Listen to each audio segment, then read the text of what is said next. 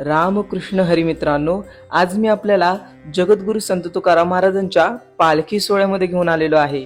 या पालखी सोहळ्याला आपण वारी या नावाने उद्भवता। वारी म्हटलं की संत तुकाराम महाराज, संत ज्ञानेश्वर महाराज आणि यांच्यामध्ये असलेलं गुढ म्हणजे विठू रखुमाई यांचं आपल्याला स्मरण होतं। परंतु खऱ्या अर्थाने वारी म्हणजे एकता आणि भक्तीचा एक सागर आहे। या सागराला मी आज आपल्याला जवळून दाखवण्याचा पूर्णतः प्रयत्न करेन। संत तुकाराम महाराजांची असलेली भक्ती ही सुद्धा मी आपल्याला या व्हिडिओमध्ये दाखवण्याचा पूर्णतः प्रयत्न करेन। आता आपण गाथा मंदिरच्या इथे आहोत। पाठीमागे तुम्ही बघू शकता गाथा मंदिर।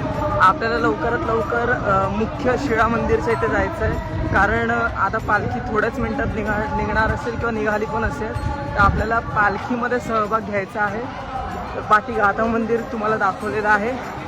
जर गाथा मंदिर पूर्ण पाहायचं असेल तर मी ऑलरेडी एक ब्लॉग शूट केलेला आहे, तुम्ही त्याच्यावरती जाऊन गाथा मंदिर पूर्ण पाहू शकता। आता आपण शिळा